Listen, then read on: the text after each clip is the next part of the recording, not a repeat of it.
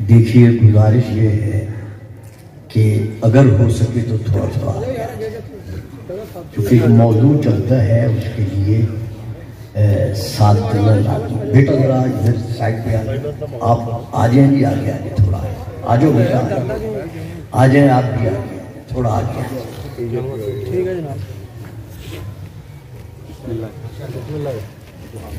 اعوذ باللہ من الشیطان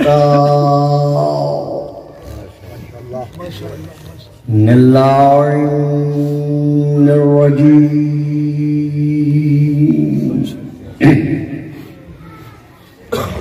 بسم اللہ الرحمن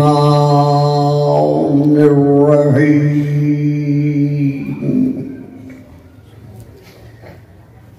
الحمد للہ الذی جعل لیلۃ القدر خیرا من الف شہر والشکر للہ الذی جعلنا من اہل لیلۃ القدر والصلاة والسلام علی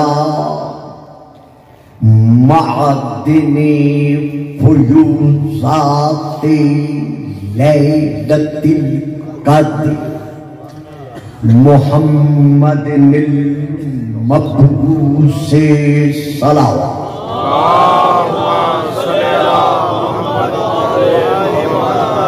قبل لیلۃ القدر وعلی جواہر علل ما ظہر فی لیلۃ القدر ثم الصلاۃ علی آلہ الذین ہم محال کتاب اللہ المنزل فی لیلۃ القدر بل ہم کتاب اللہ الناطق المنزل فی لیلۃ القدر وعلی شیعتہم الذین ہم اوراق کتاب اللہ الذی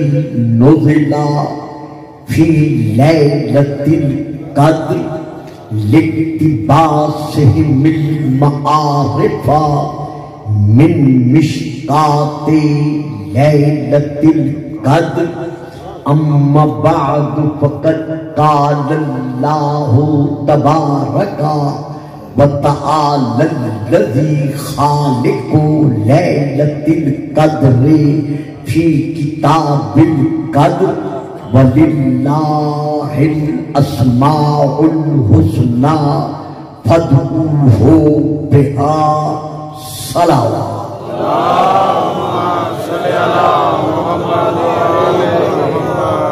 نعرہ تکبیر اللہ اکبر نعرہ تکبیر اللہ اکبر نعرہ رسالت یا رسول اللہ نعرہ رسالت یا رسول اللہ نعرہ حیدری نعرہ حیدری حسینیت زندہ باد حسینیت زندہ باد یزیدیت مردہ باد یزیدیت مردہ باد باواد بلند صلوات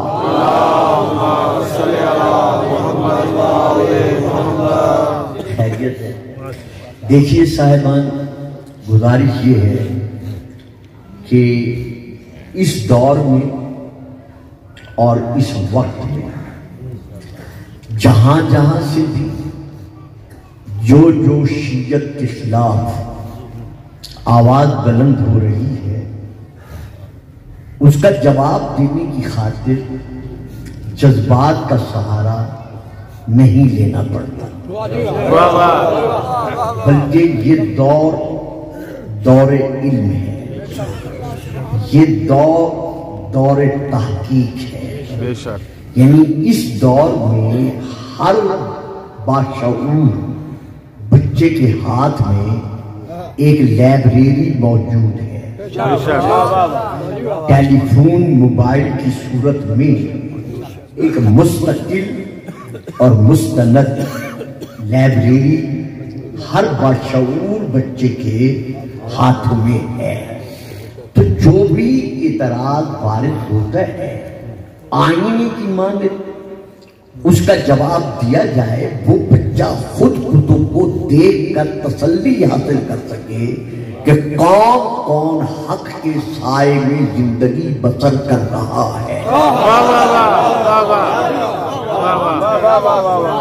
یعنی میں کہنا یہ چاہتا ہوں، میرے تقریباً وہ نوجوان عزیز روحانی بیٹے اور ایمانی بھائی، اسی طرح میری روحانی بیٹیاں اور میری بہنیں، جنہیں موبائل پر یہ دیکھنے کا شاید کلپ دیکھنے کا موقع ملا ہو کہ سکالر آف اسلام نے جو پنجاب میں اپنے آپ کو سکالر آف اسلام کہوانے کا دعوے دار ہے، گجرات اور جہلم کی سرحد پر بیٹھ کر رات دن 20، 30، 40 کتابیں سامنے رکھ کر جو اپنے عقائد کا اظہار کرتا رہتا ہے، اور اس کے سامعین ٹھیک ہے اس کے عقائد کے مطابق چل رہے ہیں، ہمیں کوئی اعتراض نہیں ہے۔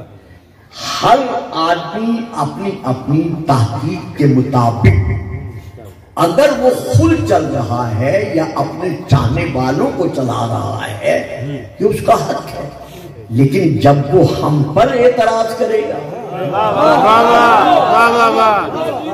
ہم اسے روکتے نہیں کہ وہ یہ کیوں کہہ رہا ہے یا اسے یہ نہیں کہنا چاہیے، نہیں۔ عیسیٰ بدین خود، موسیٰ بدین خود، اگر اس کی ریسرچ، اس کی تحقیق اسے اس مرحلے پر لا کر کھڑا کر چکی ہے جس راہ پر اس نے منتخب کر لیا ہے تو موت پر حق ہے۔ ایک نہ ایک دن قبر میں جانا ہے، قبر میں جا کر عالم میں برزخ میں پہنچ کر پھر پتا چلے گا کہ قبر کس کے لیے جنت بنتی ہے اور نہیں۔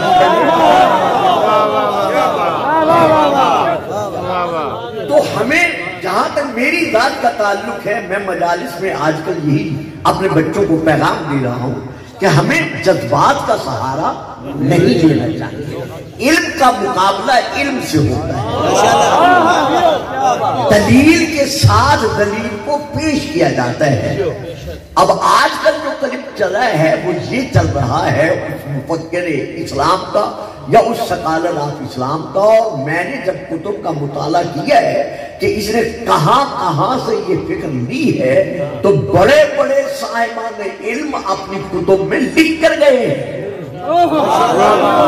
یعنی جہاں سے اس نے فکر لی ہے، میں صرف اشاروں میں گزرنے کا عادی ہوں، اس لیے میں کہہ رہا تھا کہ ذرا آپ آگے تشریف لے آئیں، کچھ بچے میری بات نہیں لے سکیں گے۔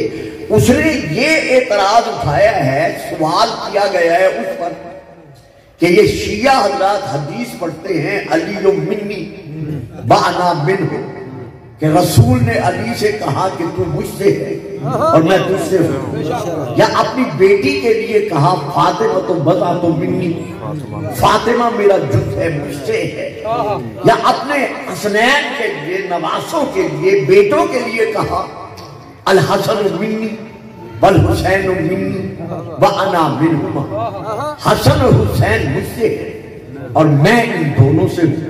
تو آپ اس سلسلے میں کیا فرماتے ہیں؟ یہ تھا سوال۔ اب وہ حضرت صاحب جواب دے رہے ہیں کہ ہمارے شیعہ بھائی جو اس سے تاثر لے کر بیان کرتے ہیں وہ بالکل ناقابل قبول ہے، بلکہ یہ تو منی رسول نے ایسے کہا ہے جیسے ہم اپنے بچوں کے لیے کہہ دیتے اے میرے بچوں ہے۔ یعنی یہی فکرے انہوں نے استعمال کیے، اس لیے میں نے اردو چھوڑ کر وہی فکرہ ادا کیا ہے جو انہوں نے خود ادا کیا ہے، کہ جیسے ہم کہتے ہیں کہ یہ میرا بیٹا تو مجھ میں سے ہے، یہ میرا بھائی تو مجھ میں سے ہے، تو اسی طرح رسول نے بھی کہہ دیا۔ تو اگر رسول نے کہہ ہی دیا ہے تو اس میں اہمیت دینے کی کون سی بات ہے؟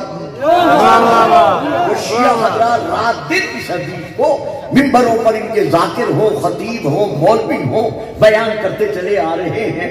اب بھائی ملک صاحب نے ٹائم دیا ہے کہ 4:30 بجے تک آپ نے ممبر چھوڑ دینا ہے، اور 3:45 مجھے ممبر دیا گیا ہے، اور یہ مسئلہ ایسا ہے جہاں 4:30 بجے گے یہ مکمل ہوگا یا نہیں ہوگا میں ممبر چھوڑ دوں گا۔ درود پڑھیے گا، صلوات۔ ایک ڈھیلی ڈھیلی سلوات اور بھی پڑھتے ہیں،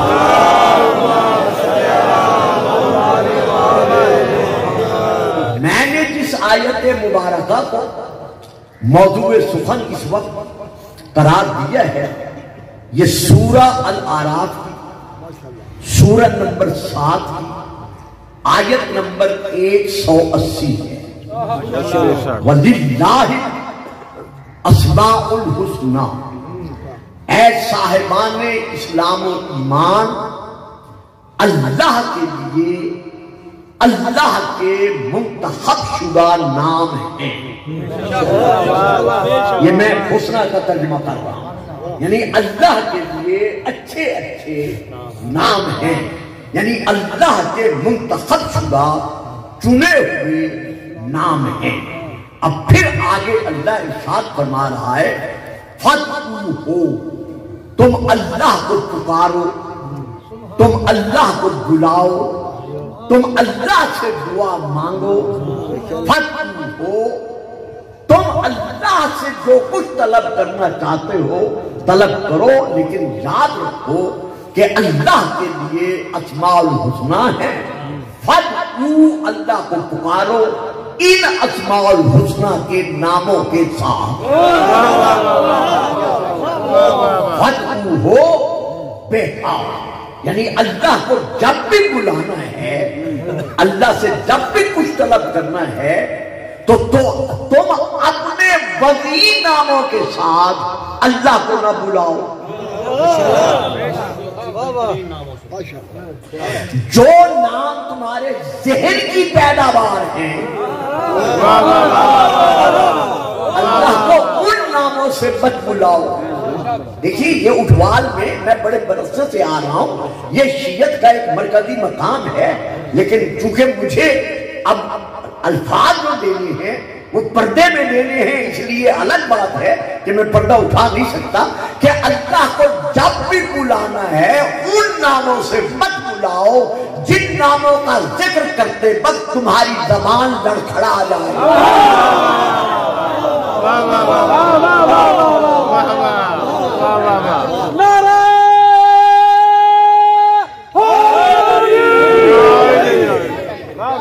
ایک فکرہ اور دے رہا ہوں جو بہت ہی تاریخ کا اہم فکرہ ہے، اور میں اسے صرف ایک لفظ میں سمو رہا ہوں۔ مجھے یہ بھی پتہ ہے کہ ہو سکتا ہے 70% میرا یہ فکرہ نہ لے سکے، لیکن میں دینا اپنا فریضہ سمجھتا ہوں چونکہ کیسٹ تیار ہو رہا ہے۔ یعنی اللہ کو جب بھی پکارو ان ناموں سے پکارو جو اللہ کے پسندیدہ ہیں، ان ناموں سے مت پکارو جن ناموں کا ترجمہ کرتے وقت تمہاری زبان تمہارا ساتھ ہے۔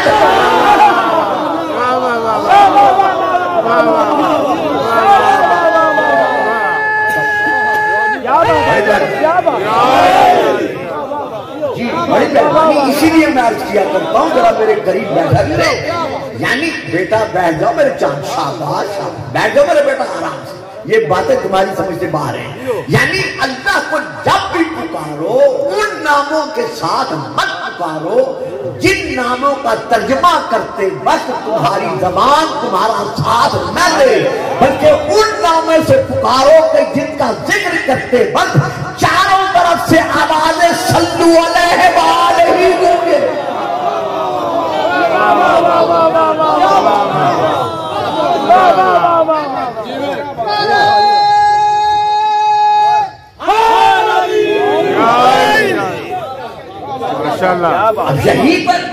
میں پھر ایک اور آیت پڑھ رہا ہوں، یہ تھی سورہ الاعراف کی، اب میں آیت پڑھ رہا ہوں سورہ طٰہٰ کی۔ اس میں اللہ پھر ارشاد فرما رہا ہے کہ اللہ کے لیے اسماء الحسنی ہیں، اچھے اچھے نام ہیں، تو تم اللہ کو انہی ناموں کے ساتھ یاد کرو۔ اللہ لا الہ الا ہو، اللہ کی ذات ہی اللہ ہے اور کوئی اللہ نہیں ہے۔ اگر ہمارے منبر سے کوئی ذاکر صاحب یا کوئی جذباتی خطیب صاحب کوئی بات کر جاتے ہیں تو یہ الگ بات ہے، ورنہ شیعہ مذہب میں ہم علی کو اللہ نہیں کہتے۔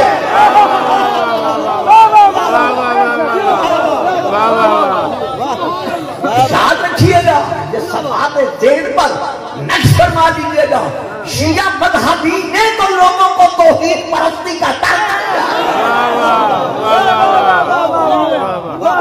ہم قطعاً کسی صورت میں بھی علی کو اللہ نہیں مانتے، علی کو اللہ نہیں کہتے۔ ہاں یہی میں اسی منبر سے عرض کر چکا ہوں کہ ہم علی کو مانتے ہی اس لیے ہیں کہ علی نے اللہ بنوایا ہے۔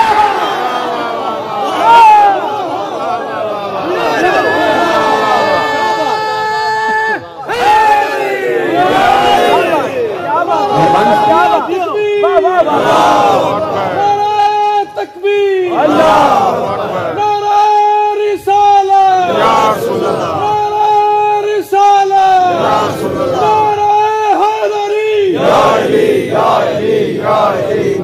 اللہ خود فرما رہا ہے اللہ لا الہ الا ہو، اللہ کے علاوہ معبود حقیقی کے علاوہ اور کوئی معبود حقیقی نہیں ہے، کوئی اللہ نہیں ہے، اور اس کے لیے اسماء الحسنی ہیں۔ هو اللہ الخالق البارئ المصور له الاسماء الحسنی۔ یہ سورہ الحشر کی آیات ہیں جن میں سے میں نے ایک دو پڑھ دی ہے کہ اللہ ارشاد فرما رہا ہے هو اللہ الخالق البارئ المصور له الاسماء الحسنی، وہی اللہ تو ہے جو خالق و کل کائن ہے۔ مہربانی کیا کریں، یا تو میں آنا بند کر دوں یا پھر جو سمجھ سکتے ہیں وہ سامنے بیٹھا کریں۔ اللہ خالق و کل کائن، اللہ ہر شے کا خالق ہے۔ ہم نے کبھی نہیں کہا علی ہر شے کا خالق ہے، ہم کہتے ہیں بکل شین آشیدہ ہو فی امام مبین۔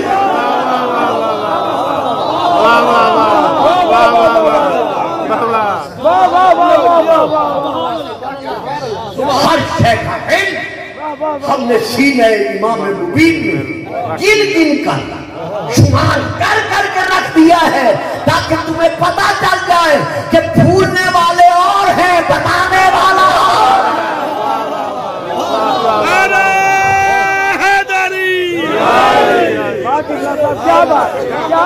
درود پڑھیے گا سارا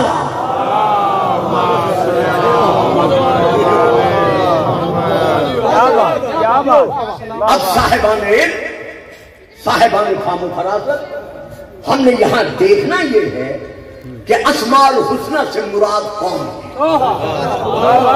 یعنی جن کے وسیلے سے اللہ کو بلانا ہے۔ ایک بات اور ذہن میں سما لیجیے گا، ماننا پڑے گا فرشتوں کی شکل میں یا جنات کی شکل میں یا اولاد آدم کی شکل میں، جب سے مخلوق ہے تب سے وہ اللہ اور ان کے درمیان وسیلہ ہے۔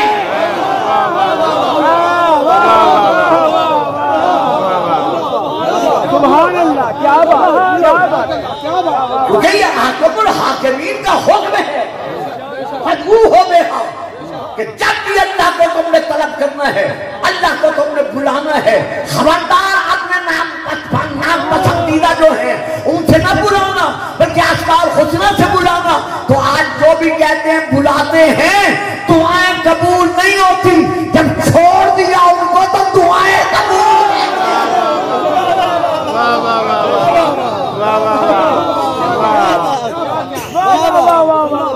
یہ اسماء الحسنی کون سے؟ مفسرین عامہ میں سے، یعنی ہمارے دینی بزرگ اور بھائی اہل سنت حضرات ہیں جو مفسرین ہیں، ان میں سے اکثر نے یہ لکھا ہے کہ اللہ کے 3000 صفاتی نام ہیں اور وہی نام اسماء الحسنی ہے۔ یہ ہے ایک تفسیر۔ دوسری تفسیر جس کا میں نام لے رہا ہوں، تفسیر ابن کثیر، جلد نمبر 1، پارہ نمبر 1، صفحہ نمبر 25، عربی اردو ترجمہ، نفیس اکیڈمی کراچی کی چھپی ہوئی، میں وہاں سے لے کے پڑھ رہا ہوں۔ اس میں انہوں نے لکھا ہے علامہ فخر الدین رازی کے حوالے سے، جن کی تفسیر کبیر ہے، اس کے حوالے سے لکھا ہے کہ 5000 اللہ کے صفاتی نام ہیں، جن میں سے 1000 قرآن اور کتب احادیث میں ہیں، 1000 تورات میں ہیں، 1000 انجیل میں ہیں، 1000 زبور میں ہیں، اور 1000 لوح محفوظ میں محفوظ ہے۔ تو یہ 5000 اللہ کے صفاتی نام ہیں، انہی ناموں کو کہا جاتا ہے اسماء الحسنی۔ تو ہم یہاں پر شیعان محمد و آل محمد اب یہ کہنے کا حق رکھتے ہیں کہ وہ کون سے علماء صاحبان علم ہیں جن کے سینے میں 5000 ناموں کا مکمل طور پر آگاہی والا علم ہے۔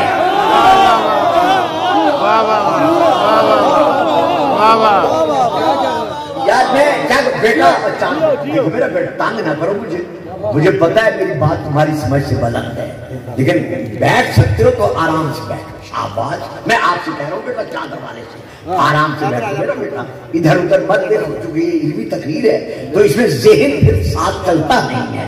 درود پڑھے صلوات، ادھر ادھر بیٹھو۔ بھئی آپ کہتے ہیں اللہ فرماتا ہے مجھے ان ناموں سے پکارو، آپ کہتے ہیں 5000 نام ہے، انہی ناموں سے اللہ کو پکارنا ہے، تو وہ کون سا دنیا علم کسبی کا عالم ہے؟ یہ پھر پورا سخت ہو گیا ہے۔ دنیا علم کسبی کا یعنی جس کا علم بابی نہیں ہے، چلو بچوں کو سمجھا دوں جو بیچارے پریشان ہو رہے ہیں، تو سینے میں علم لے کے نہیں آیا۔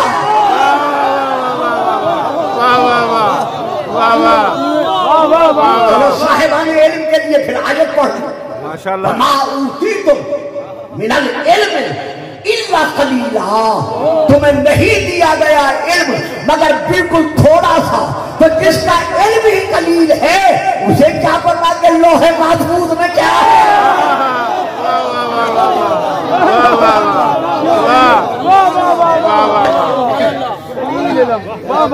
دنیا علوم کسبیہ کا وہ کون سا عالم ہے جو یہ دعویٰ کرے کہ میرے سینے میں تورات کا علم بھی ہے، زبور کا علم بھی ہے، انجیل کا علم بھی ہے، لوح محفوظ کو بھی میں جانتا ہوں۔ آؤ مل کے تلاش کرو، پھر پتا چلے کہ پکارنا ان ناموں سے ایمان ہے یا بدعت ہے۔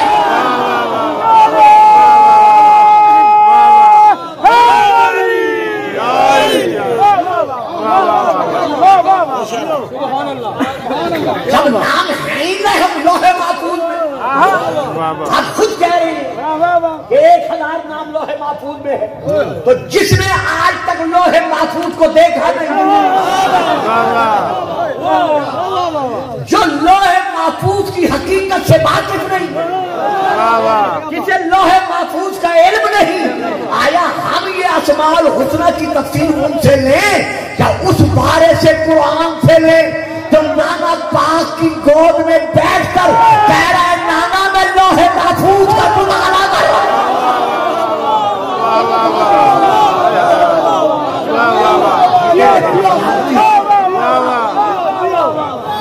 کیا بات ہے؟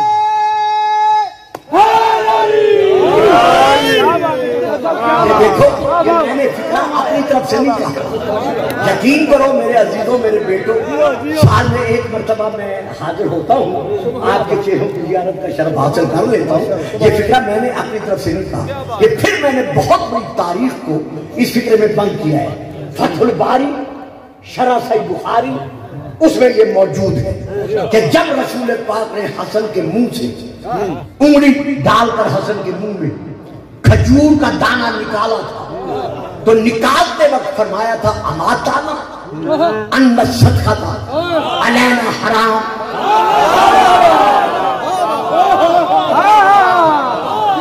بیٹا حسن، کیا تو نہیں جانتا کہ ہم پر صدقہ حرام ہے؟ سارے چپ کر گئے، حالانکہ یہاں ہمارا دینی مدرسہ بھی ہے، دینی ماحول بھی ہے، اور سارے بزرگ چہرے میں جانتا ہوں، اچھی طرح جانتا ہوں۔ میں نے فکرے کو سمیٹا تھا، تجھے سارے چپ کر گئے۔ اما تعالی، کیا تو نہیں جانتا؟ اس کا مقصد بتاؤ کیا ہوگا؟ یعنی تو جانتا ہے۔ یہ استفہامیہ کلام اس بات کا ثبوت ہے کہ یعنی تو جانتا ہے۔ کیا تو نہیں جانتا ان صدقۃ علینا حرام، کہ صدقہ ہم پر حرام ہے؟ یہ کہا، کھجور نکالی، ٹوکرے میں ڈالی، صحابہ کی طرف بڑھایا، کہا لو تم کھاؤ، تاکہ پتہ چل جائے زکوٰۃ والے اور ہیں، چھلوات والے۔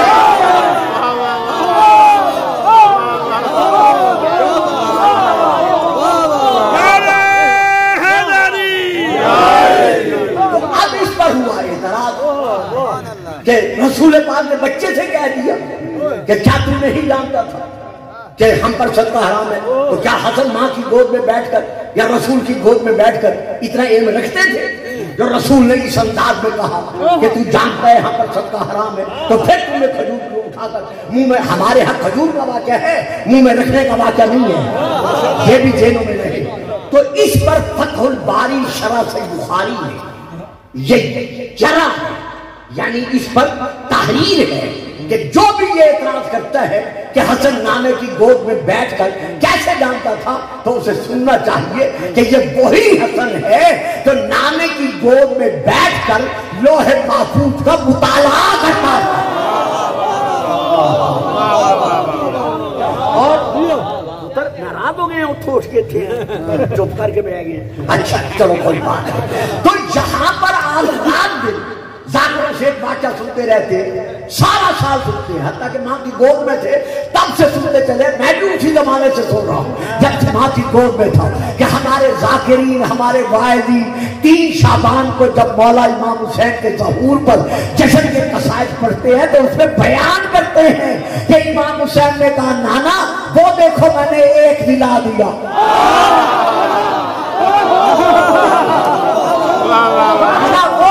میں نے 2 دلا دیے، نانا وہ دیکھو میں نے 7 دلا دیے۔ تو دلا دیے بتا رہا ہے کہ دینے والا وہ ہے، دلانے والے۔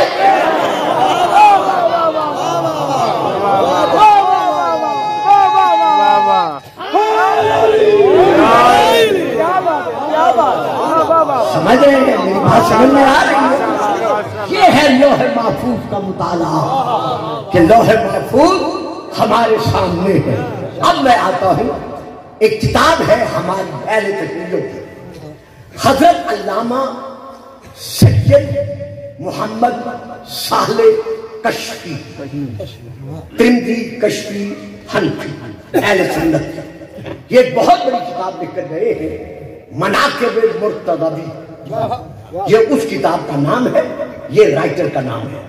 اس کتاب کا مقدمہ لکھا ہے حضرت علامہ سید محمد سلطان مرحوم علی اللہ مقامہ نبر اللہ مرکزہ، جو رسالہ البرہان کے بانی بھی تھے اور ایڈیٹر بھی تھے، بہت بڑی شخصیت گزری ہے۔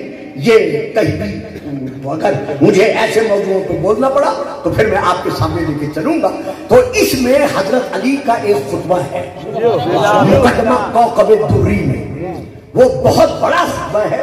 میں اس خطبے کے 4 یا 5 مولا کے فرامین آپ کے سامنے ادا کر رہا ہوں جو لوح محفوظ پر ہیں، کہ ہم لوح محفوظ میں جو اسماء محفوظ ہیں وہ کہاں سے ہیں۔ تو حضرت علی کا پورا خطبہ ہے، اس میں 4 فکرے یا 5 فکرے مولا کے فرمان کے میں آپ کے سامنے بیان کر رہا ہوں. آپ اپنی لسان اللہ زبان کے ساتھ یا ایک فکرہ دے دوں، کیونکہ میرے ایک درد خطابت یہی ہے، ساقی کوثر میں آب کوثر سے دھلی ہوئی زبان کے ساتھ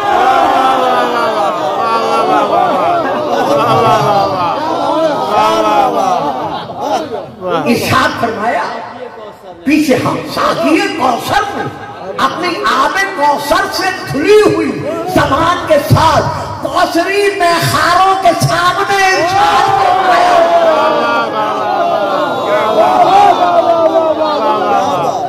جو نعرہ نہیں لگا سکتے ان کی تو مجبوری ہے. تو وہ ایک پورا خطبہ ہے، میں 4-5 الفاظ آپ کے بیان کر رہا ہوں. آپ نے لسان اللہ ہی زبان کے ساتھ، تو میرا فکرہ لو میں کیا کہہ رہا ہوں. علی نے لسان اللہ ہی زبان کے ساتھ، اللہ تو بے زبان ہے، تو اللہ کی زبان علی بنا ہے ترجمان کے حوالے سے، جس طرح رسول وہی ترجمان ہے، اسی طرح علی فرمان الہیہ کا ترجمان ہے. تو اسی لیے میں نے کہا ہے کہ علی نے اپنی لسان اللہ زبان کے ساتھ ارشاد فرمایا ایھا الناس انا وجہ اللہ، انا جنب اللہ، انا وجہ اللہ، انا جنب اللہ، انا ید اللہ، انا عین اللہ، انا البرہان الصادق، انا القرآن الناطق، انا النون والکلام، انا اللہ المحفوظ.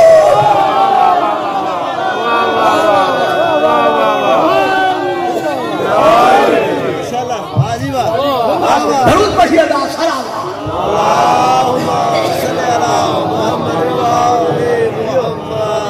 انا وجہ اللہ، جو میرے بچوں کے میرے بیٹوں کے ذہنوں میں وجہ اللہ کا ترجمہ ہے میں نہیں جانتا، لیکن جو حقیقت بھرا ترجمہ ہے وہ مجھے عرض کرنا مجھ پر واجب ہے.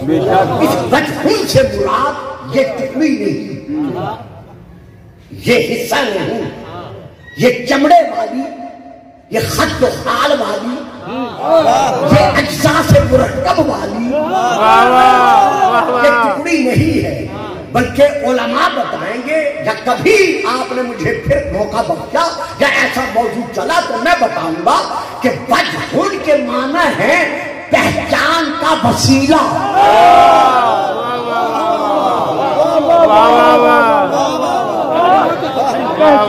ہمارے ہاں جو عربی لغت کی کتابیں ہیں یہ ہمارے بھائی بزرگ جانتے ہیں.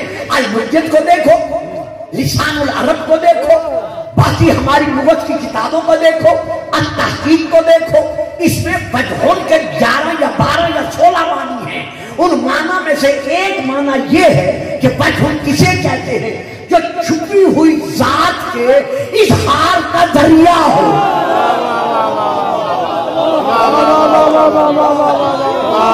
اسے کہتے ہیں وجہون. تو اللہ ہے ہمیشہ کے لیے چھپا ہوا. علی کہتے ہیں میں وجہ اللہ ہوں، یعنی اس مخفی ذات کو پہچاننے والا. کل بھی میں علی تھا اور آج بھی میں.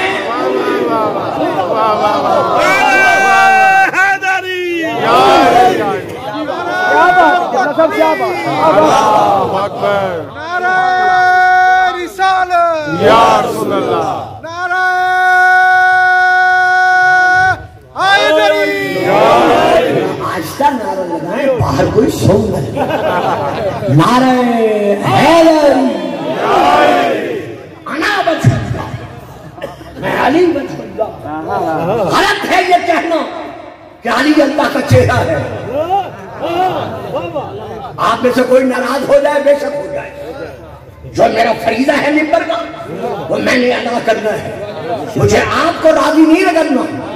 ذکر اس لیے ہم نہیں کرتے کہ آپ راضی رہیں، مجالس اس لیے ہے کہ راضی رہیں. تو انا وجہ اللہ کے جہاں کچھ ان کے اور معنی ہے، پہچان کا ذریعہ ہے، وہاں معنی یہ بھی ہے جو علی ظاہر کر رہے ہیں باقی خطبوں میں، کہ جس طرح کعبہ کی دیواروں کو دیکھنا عبادت ہے۔ دیکھا میں تو پڑھ گیا نا، ساری چکا میرے سوات کو، جس طرح بیت اللہ کی دیواروں کو دیکھنا عبادت ہے، جس طرح قرآن مجید کی آیات کے حرفوں کو دیکھنا عبادت ہے، اسی طرح میرے چہرے کو دیکھنا۔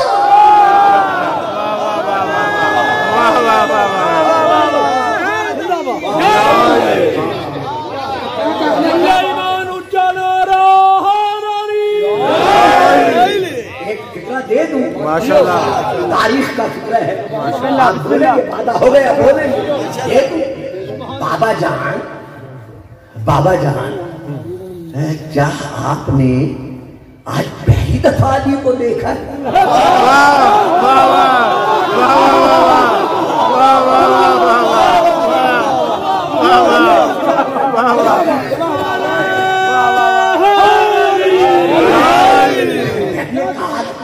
تاریخ کا ٹکڑا ہے، ذرا توجہ کرنی پڑے گی۔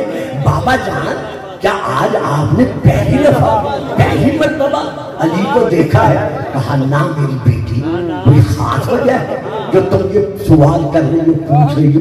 کہا بابا جان آپ میرے ساتھ محض گفتگو تھے، ہم کلام تھے، جیسے علی آئے آپ نے پشت پھیر کر علی کو دیکھنا شروع کر دیا، مجھ سے کلام منقطع کر، اور جب تک علی اٹھا نہیں آپ نے میری طرف دیکھا نہیں، تو کیا آپ نے علی کو پہلی دفعہ دیکھا ہے؟ کہا بیٹی میں علی کو تو نہیں دیکھ رہا تھا، میں تو اپنی عبادت کا حصہ مشغول کر رہا تھا۔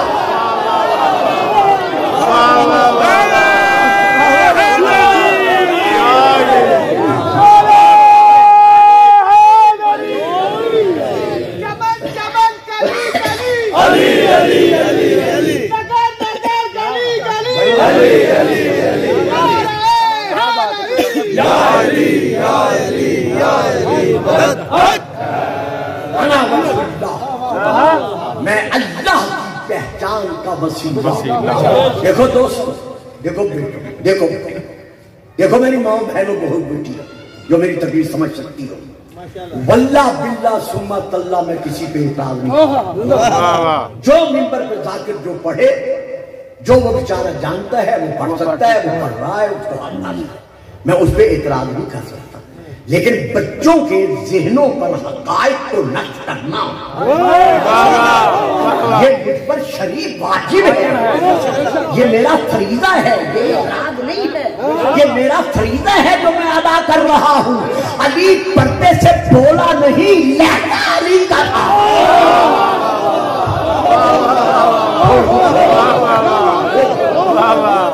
مجھے رب اکبر کی قسم ہے، محمد و آل محمد کی قسم ہے، جو منبر سے ذاکر پڑھ رہا ہے میرا عزیز ہے، میرا بیٹا ہے، میرا ایمانی روحانی بھائی ہے، میں اس پہ اعتراض نہیں کر سکتا، لیکن مجمع اگر کچھ لوگ اس کے کہنے پر یہ سمجھ لے کہ حق یہی ہے تو بیان کرنا مجھ پہ واجب ہے۔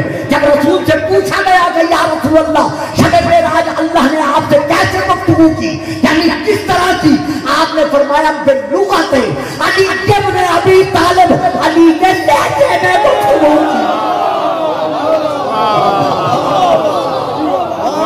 جو ناراض ہو گئے اور نعرہ نہ لگا، باقی مل کے نعرہ حیدری۔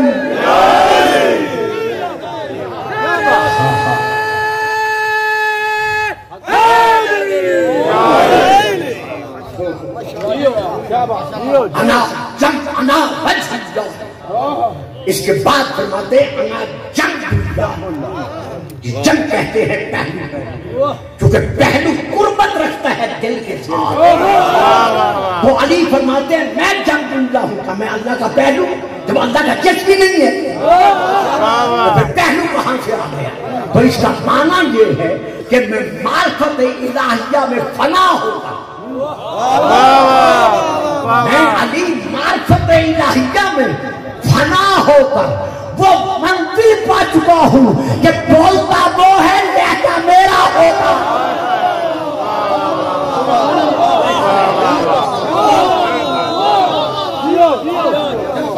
انا عزت اللہ ہے، میں اللہ کا ہاتھ موضوع کیا ہے، کل کدھر پڑا ہے؟ میں اللہ کا ہاتھ ہوں.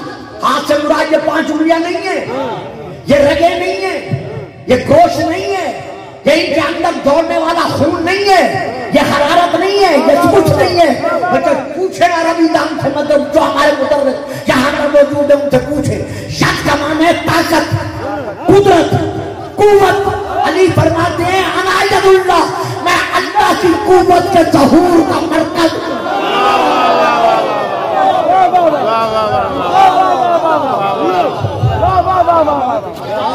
اگر آپ کو یاد ہے تو آپ بولیں، لیکن بچوں میں آپ پر کوئی اعتراض نہیں کر رہا، جو نہیں بول رہے نہیں کر رہا، کیونکہ تقریر ہی ایسی ہے. لیکن میں دینا چاہتا ہوں تاکہ بعد میں کیسا سن سکے، لے سکے ان سے. علی نے خیبر کے میدان میں جب دروازہ اڑایا تھا اور جب صحابہ نے پوچھا تھا کہ اے سوکھے نان کے ٹکڑے کھانے والے، جو کے ٹکڑے کھانے والے علی، اے سارا سال عیدوں کے علاوہ روزے رکھنے والے علی، یہ تو نے طاقت کہاں سے لی جو خیبر کا دروازہ اڑا دیا؟ تو علی نے جواب کیا دیا؟ اے رسول کے صحابیوں یاد رکھو، ماں قلعتو بابا خیبر بقوت جسمانیہ ولکن بقوت ربانیہ. میں نے خیبر کا دروازہ جسمانی قوت سے نہیں، ربانی قوت سے.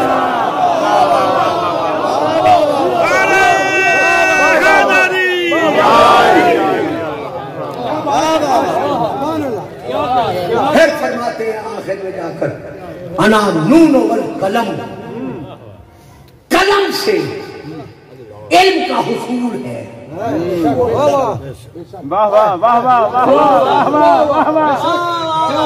گلفام صاحب کدھر چلے گئے؟ واپس پلٹے. انا نون والقلم، قلم کی تفسیر شیعوں کے ہاں یہ ہے کہ اس سے مراد محمد و آل محمد. یہ ہے قلم، یہ ہے قلم، یہ ہے کاغذ. اٹھائیں قلم، رکھے کاغذ. یہ قلم کو آپ نے کاغذ میں رکھا، سب سے پہلے قلم سے کاغذ پر جو نقش، جو وجود ہمارے سامنے آیا وہ ہے نقطہ.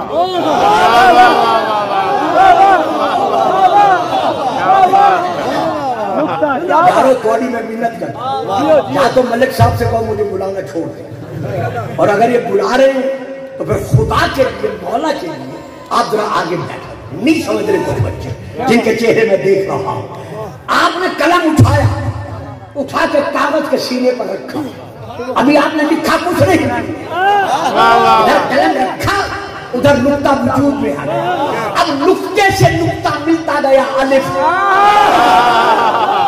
نقطے سے نقطہ ملتا گیا با، نقطے سے نقطہ ملتا گیا یا. تو جتنے حروف تحقیق ہیں جن کے ذریعے سے علم مل رہا ہے، ان کا مخزن کون ہے، منبع کون ہے، دفتر کون ہے؟ نقطہ. علی فرماتے ہیں انا النور والقلم، وہ نقطہ میں علی کے علی.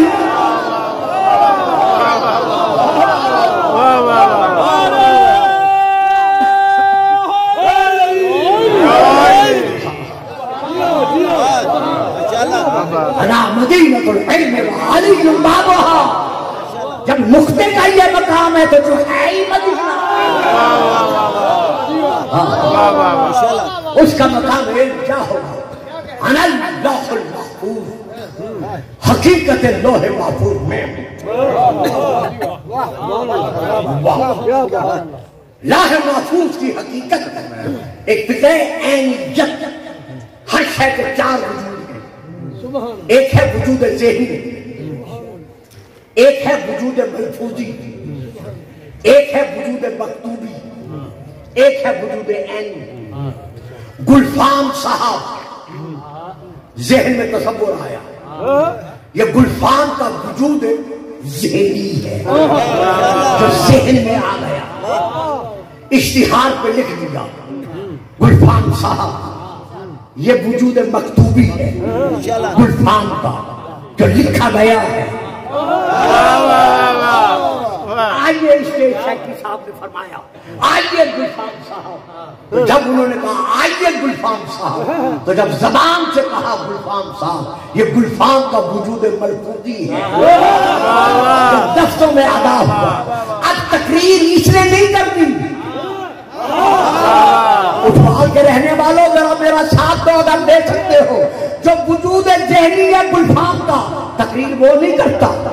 جو وجود مکتوبی ہے گلفام کا, تقریر وہ نہیں کر سکتا. جو وجود ملفوظی ہے گلفام کا, وہ تقریر نہیں کر سکتا.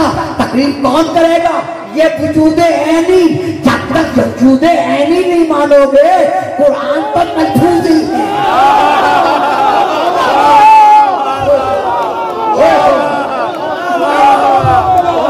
مولانا بننا کہاں سے لے آؤں؟ قرآن کا ملفوظی ہے. اسی لیے علی نے جنگ صفین میں جب قرآن نیزوں پر اٹھایا گیا تھا, عبدالحق محدث دہلوی نے مدارج النبوہ کی جلد نمبر 2 میں لکھا ہے. علی نے فرمایا ایھا الناس ان قرآن شامتر ان قرآن ناطقر, یہ خاموش ہے, بولنے والا تو میں علی.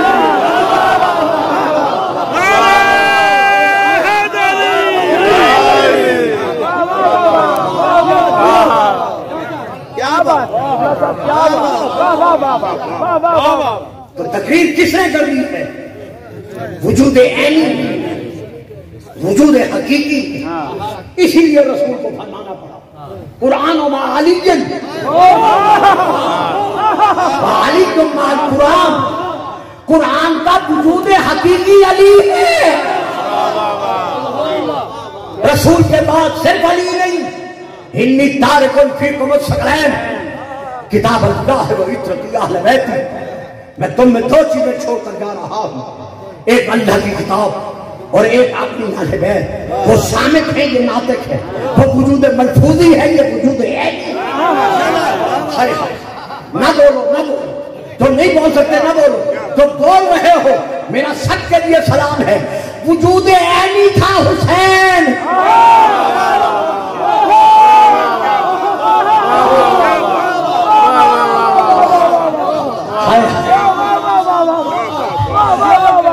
قرآن کا وجود عینی تھا حسین. سرطن سے جدا کر کے بڑے خوش ہو گئے کہ ہم نے قرآن اور حسین کو الگ کر دیا.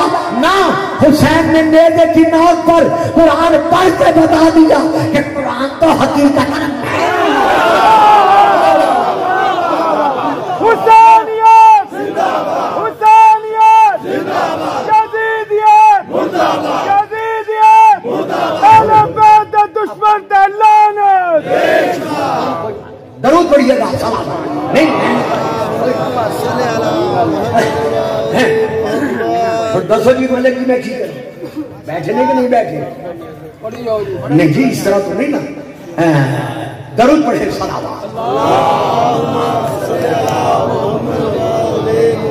اب حسین نیزے کی نوک قرآن پڑھ کر بتا رہا کہ تم نے قرآن مجھ سے نہیں چھینا. قرآن سے قرآن کون چھینے؟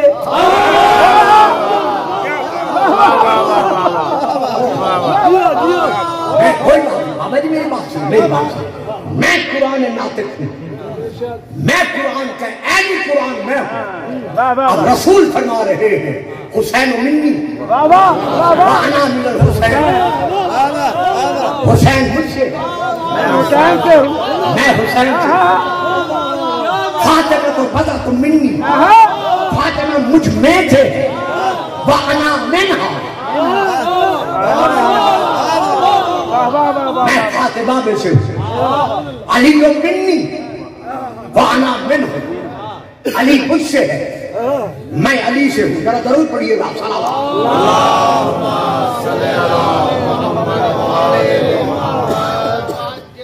ایک بار پھر ضرور پڑھیے سلام. ایک یہ دیکھیے, بہت میں نے پڑھا تھا, ان میں سے ایک لفظ بھی میں نے کبھی ایک کتاب کا بھی حوالہ نہیں دیا, صرف اس وجہ سے کہ ٹائم جو مجھے دیا گیا تھا اس پہ مجھے بٹھایا نہیں گیا. یہ صرف آپ کی وجہ سے اب میں پڑھ رہا ہوں, ورنہ ٹائم ختم ہو چکا ہے. یہ دیکھیے, یہ کتاب کا نام ہے کنز الامال, اہل سنت کی. بہت بڑی کتاب ہے، جلد نمبر ہے 11، ملا تقی ہندی یہ تعلیف شدہ ہے، مطبوعہ بیروت لبنان کی یہ چھپی ہوئی ہے، اس میں بہت سی حدیثیں ہیں، میں صرف 3 یا 4 حدیثیں پڑھ کے اسی اعتراض کا جواب دے کے ختم کرنا چاہتا ہوں۔ اس میں عبداللہ بن مسعود ایک رسول کے صحابی، وہ اس میں نہیں ہے، وہ میں تمہید کر رہا ہوں۔ ہمارے ہاں کتابوں میں موجود ہے، روضۃ الواعظین ہماری شیعوں کی ایک بہت بڑی کتاب ہے، اس میں یہ موجود ہے۔ ولایت و علم ایمان ہماری بہت بڑی کتاب ہے مکتب، اس میں بھی یہ موجود ہے۔ بہار و روات احادیث کی ہماری بہت بڑی کتاب ہے، اس میں بھی یہ موجود ہے۔ میں روضۃ الواعظین سے پڑھ رہا ہوں کہ عبداللہ بن مسعود صحابی رسول کے آپ کی بارگاہ میں حاضر ہوئے، سلام کے بعد عرض کرتے ہیں یا رسول اللہ ارنی الحق، آج مجھے حق دکھاؤ۔ میں سوالے دے چکا، آج مجھے حق دکھاؤ، کیونکہ ایک ہے علم و یقین، ایک ہے عین و یقین، ایک ہے حق و یقین۔ علم و یقین آگ جلاتی ہے، یہ علم ہے۔ عین و یقین کسی کو دیکھا کہ اس نے انگلی ڈالی اور جل گئی، یہ عین الیقین۔ اپنا ہاتھ ڈالا، یہ حق الیقین۔ کیا کوئی لاکھ کہے آگ نہیں جلاتی،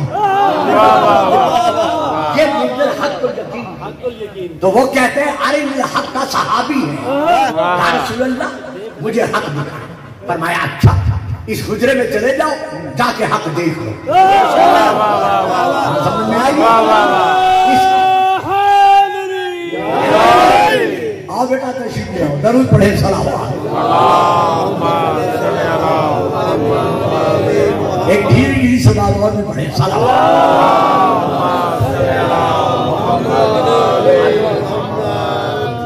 شنودیہ امام زمانہ بلند صلوات۔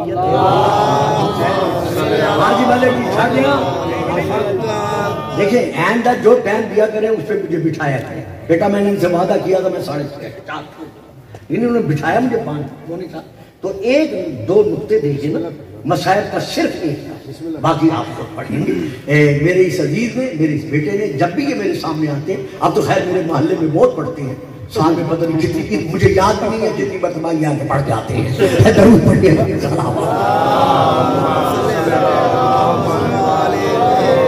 تو اس عزیز نے انتہائی طور پر جو حق تھا ذاکری کا، اس کو ادا کرنے کے لیے محنت کی ہے، اور جس خلوص سے محنت کی ہے آج اس کا یہ ثمر مل رہا ہے کہ میں جہاں جاتا ہوں کسی نہ کسی اشتہار میں اس عزیز کا نام ضرور ہوتا ہے۔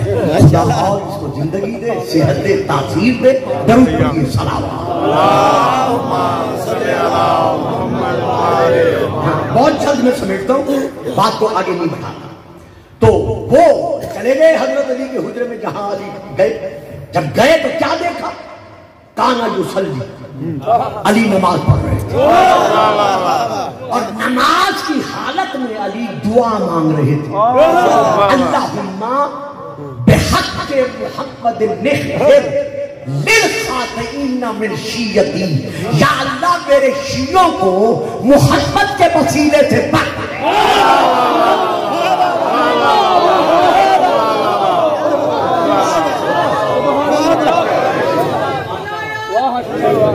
جب یہ علی سے دعا سنی، یہ ایک لمحہ وہاں نہیں دوڑے وہاں، پھر رسول کے حجرے میں آئے کہ رسول کو خبر ہوا کہ علی جیسا مشکل کشا حاجت روا آپ کا واسطہ دے رہا،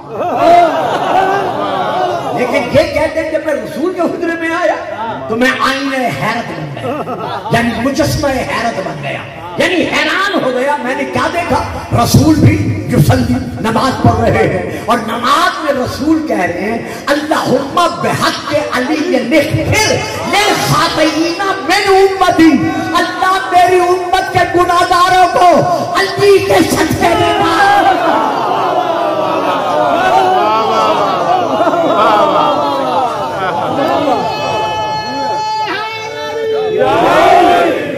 سکتی کا اثر ہے جو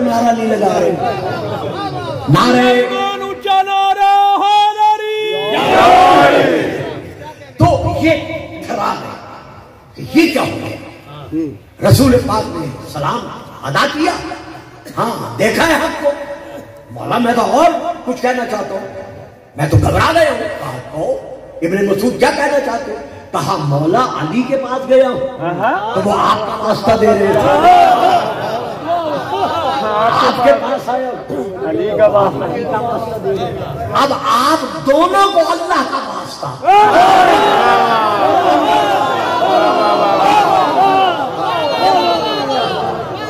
آپ دونوں کو اللہ کا واسطہ. واہ بیٹا بڑا یار تو سلسلے کو جل فکر کر جا میرا بیٹا جا درود پڑھے صلوات. اب میں آپ دونوں سے عرض کرتا ہوں کہ تم دونوں کو اللہ کا واسطہ, مجھے یہ بتاؤ علی آپ کا واسطہ دیتا ہے, آپ علی کا واسطہ دیتے ہیں, آپ دونوں میں سے اللہ کے قریب ہیں کون؟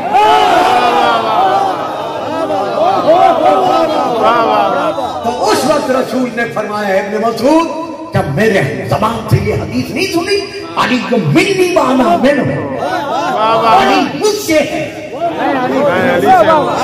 میں علی سے بہت جلدی کرتا ہوں, حج کرتا ہوں, بیٹے کو ممبر دیتا ہوں, جو آپ نے جس انداز میں مجلس کو چلانا ہے آخر تک آپ لے چلیں. اب یہ ہے وہ حدیث جو اب میں تنگ العمال سے پڑھ رہا ہوں. اِنَّا عَلِيَّ مِنِّي وَأَنَا مِنْهُ وَهُوَ وَلِيُّ كُلِّ مُؤْمِنٍ بَعْدِي. تحقیق علی مجھ سے, انا منہ, میں علی سے, میرے بعد علی ہر مومن کا ولی ہے. یہ بادی ذہن میں رہے, بادی ذہن میں رہے, بڑی میں نے تشریح کرنی تھی نہیں کر رہا, یہ بادی ذہن میں رہے, میرے بعد علی ہر مومن کا ولی ہے. تو رسول کے بعد اگر کوئی علی ولی اللہ پڑھتا ہے تو وہ کافر نہیں ہے.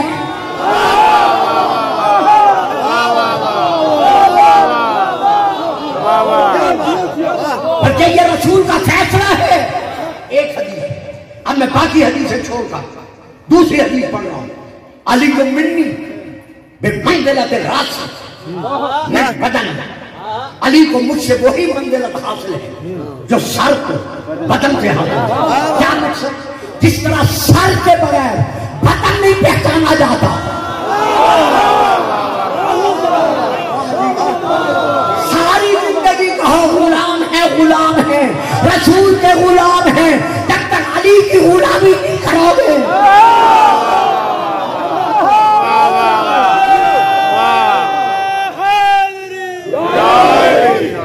بس باقی حدیث چھوڑ کر.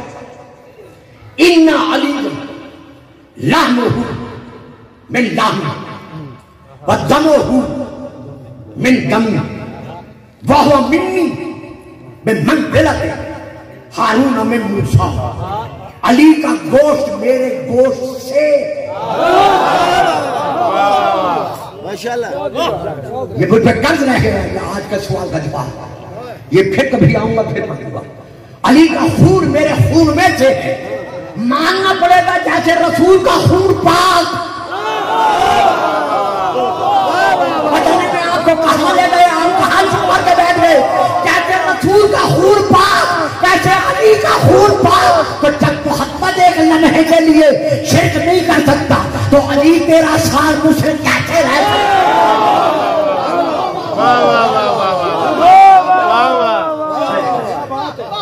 فاطمہ تو بجا تو منی, فاطمہ مجھ سے, وانا منہا, میں فاطمہ سے. پہلے تجھ کو چھوڑ دو, یہ ہر ایک کی سمجھ میں آ گیا.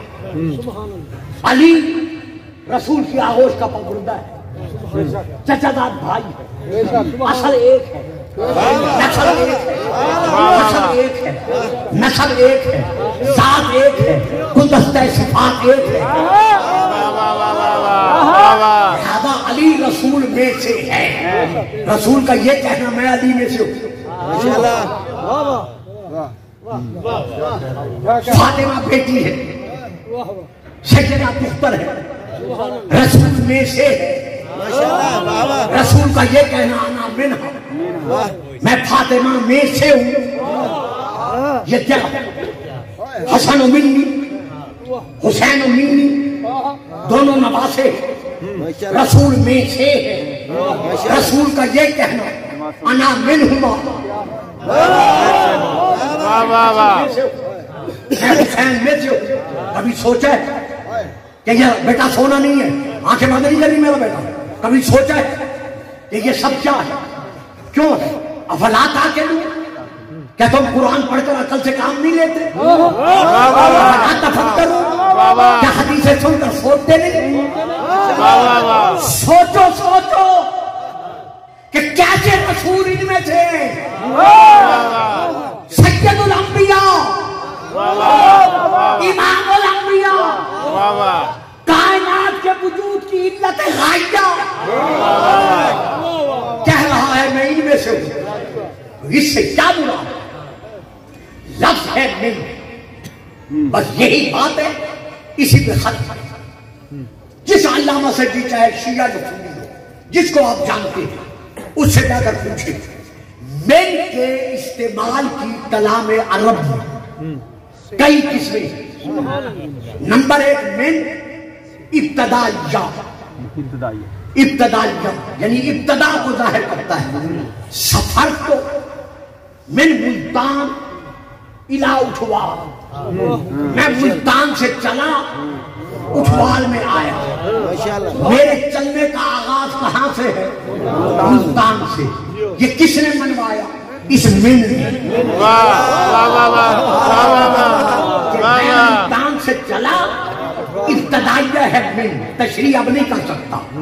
پھر من ہے تمییزیہ، بعض کے لیے، کچھ کے لیے۔ اخذت من الدراہم، نوٹوں کا ڈھیر پڑا تھا، میں نے سے کچھ نوٹ اس میں سے میں نے لے لیے، سارے نہیں لیے۔ من الدراہم، نوٹوں میں سے کچھ نوٹ، بعض نوٹ میں نے لے لیے۔ تو یہ بات کس نے منوایا؟ اس من بازیہ میں۔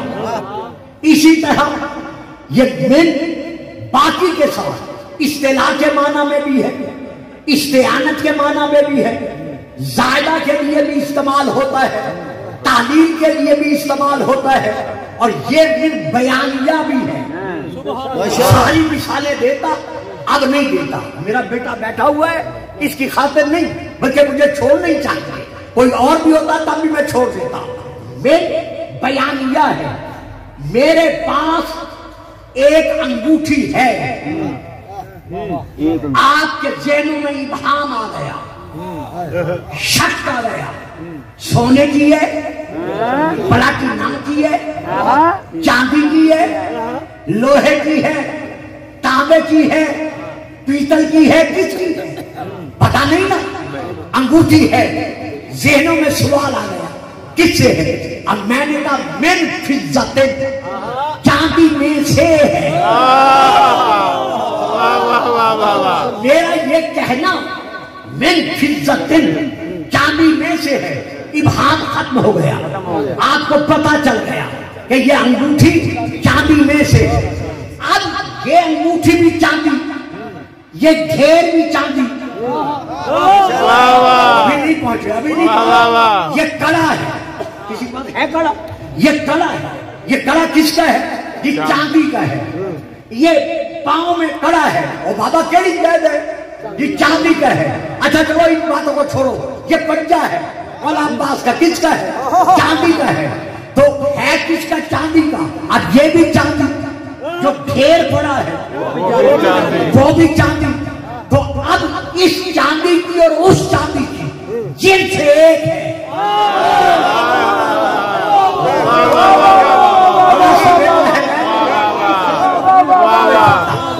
یعنی یہ بھی چاندی ہے، یہ بھی چاندی ہے، جو قدر و قیمت اس کی ہے وہی اس کی ہے، جو رنگ اس کا ہے وہی رنگ اس کا ہے، جو اثر اس کا ہے وہی اثر اس کا ہے۔ بھائی اٹھوال والوں، میری پوری گھنٹے کی تقریر بھول جانا، میرا یہ فکر نہ بھولنا، جس سے یہ چاندی ہے، جس سے یہ چاندی ہے، یہ بھی چاندی، یہ بھی چاندی، جس سے یہ چاندی ہے وہ کام ایک ہے، دفتر ایک ہے، دفتر ایک ہے۔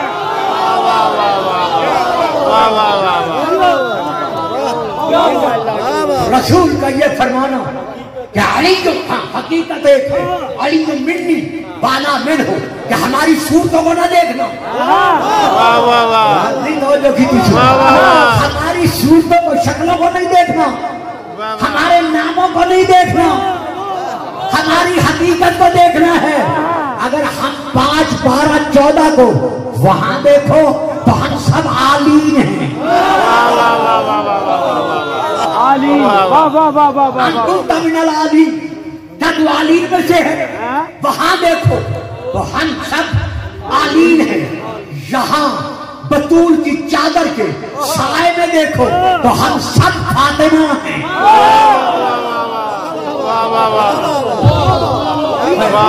بہت فاطمہ تو ہم سب فاطمہ ہیں۔ اور اگر مجتبائی، مصطفائی، مرتضائی مقام پر دیکھو، اجتبا سے مجتبا، استفا سے مصطفیٰ، ارتضا سے مرتضی، سب کا معنی ہے چنا ہوا۔ اگر تم اللہ کے چناؤ میں کے آئینے میں ہر 5، 12، 14 کو دیکھو تو اولنا محمد وآخرنا محمد وآخرنا محمد وکلنا، یہ ہے وہ سکالر حافظ رام صاحب۔ تم جس بیٹے کے لیے کہتے ہو کہ یہ مجھ میں سے ہے، تم خواہشات نفسانی کے تحت کہتے ہو۔ محمد جن کے لیے کہہ رہا ہے یہ مجھ میں سے ہے، وہ اللہ کی مشیت کے سائے میں کہہ رہا ہے۔ بس آخری بات، اور یہی مسائل اسی پہ ختم۔ رسول پاک کا حوالہ دے دو، بہار الانوار جلد نمبر 22، وہاں سے میں لے کے پڑھ رہا ہوں۔ یہی میرا مصائب ہے، یہی آخری فکر ہے۔ جب رسول پاک کا وقت وصال قریب آیا، انصاری اور مہاجر اصحاب بیٹھے ہوئے تھے، بہت بڑا آپ نے خطبہ دیا۔ اس خطبے کے آخر میں آپ کی آنکھوں میں آنسو بھر آئے، رخسار مبارکہ پر آنسو روانہ ہوئے۔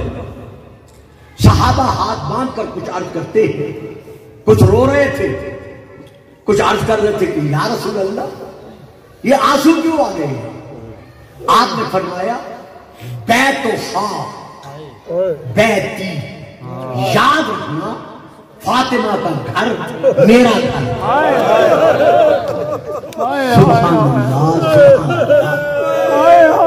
جیتے رہو، سلامت رہو۔ شہادت بھی بیٹا پڑھے گا، آنے والے پڑھیں گے، میں اسی پہ ختم کر رہا ہوں۔ بیت خواہ بیتی، فاطمہ کا گھر میرا گھر، باب خواہ بابی، اور اس کے گھر کا دروازہ میرے گھر کا دروازہ ہے۔ یہ وہی گھر ہے جس پر 9 مہینے برابر کھڑے ہو کر ہر نماز صبح کے بعد آواز دے کر کہتا رہا السلام علیکم یا اہل بیت النبوہ۔ خبردار اس کی تعظیم میں فرق نہ لانا۔ اب آیت اللہ وحید خراسانی کی ایک کتاب ہے، یہ وہ عبارت بھی، کتاب کا نام بھی، صفحہ نمبر بھی یہ میرے سامنے ہے، کیونکہ انہوں نے اس دفعہ حکم دیا ہے کہ جو ذاکر، جو خطیب جس مقام پر بی بی بطول کی شہادت دل لفظوں میں پڑھ رہا ہے، میں اس سے گزارش کرتا ہوں کہ وہ ہر حالت میں پڑھے، پردہ نہ ڈالے۔ میں پڑھتا نہیں، پڑھیں گے آنے والے، میں انہی کی کتاب کا حوالہ دے رہا ہوں اور اس کے بعد ختم کر رہا ہوں۔ کتاب کا نام ہے حلقہ وصل رسالت و امامت، یہ فارسی زبان میں ہے۔ ساری سیدہ کے موضوع پر یہ کتاب ہے۔ اس میں وہ لکھتے ہیں کانت قد ذابت من الحزن وَالزَّهْبَ لَحْمُهَا بابا کے بعد مسلمانوں نے فاطمہ کے دروازے پر کھڑے ہو کر فاطمہ کو ایسا یتیمی کا پرسہ دیا. سبحان اللہ سبحان اللہ. بابا کے بعد رسول کے بعد بطول کے دروازے پر کھڑے ہو کر مسلمانوں نے فاطمہ کو یتیمت الرسول کو ایسا یتیمی کا پرسہ دیا کہ جب سیدہ وہ پرسہ لے چکی تو حالت کیا تھی؟ ذہبت من الحزن وذهب لحمها. جب دنیا سے کوچ کرنے لگی تو بطول کے جسم کے جس حصے پر کوئی ہاتھ رکھتا تھا گوشت الگ ہو جاتا. یہ کتاب کا حوالہ ہے. اب اندازہ لگاؤ جناب فاطمہ کو کتنا پرسہ ملا اور کیسا پرسہ ملا. اللہ اکبر. اسی پرسے کے متعلق جناب علامہ وحید خراسانی صاحب آیت اللہ لکھتے ہیں، صفحہ نمبر ہے 328. بس اسی میں فکرہ ختم. لکھتے ہیں لقد ذهبت بنت رسول اللہ من الدنیا. جب سن 11 ہجری 3 جمادی الثانی کو نماز ظہرین کے بعد نماز مغربین سے پہلے سیدہ کی شہادت ہوئی تو اس وقت سیدہ کے جسد کی حالت کیا تھی؟ علی شہنشاہ دھاڑے مار کر رو رہے تھے، حسنین منہ سر پیٹ رہے تھے، اسماء اور فضہ دیواروں کے ساتھ سر ٹکرا رہی تھی. کیوں؟ اب کیوں کا جواب سنیں. بس ختم. میں کلمہ بھی نہیں کر سکوں گا شاید. وہ لکھتے ہیں وَقَانَتْ دَمُ شَخْبَتُ مِنْ ظَهْرِهَا وَجَبِّهَا بِسَبَبِ ضَرْبِ السَّيْفِ وَالسَّوْفِ. جو بی بی کو تلوار کا ٹکڑا لگا تھا، جو تازی آنے لگے تھے، جب بی بی کی آنکھیں بند ہوئی تو آپ کے زخموں سے تازہ خون جاری ہو رہا تھا. علی نے رو کر کہا واہ غربتا واہ حسرتا علی القوم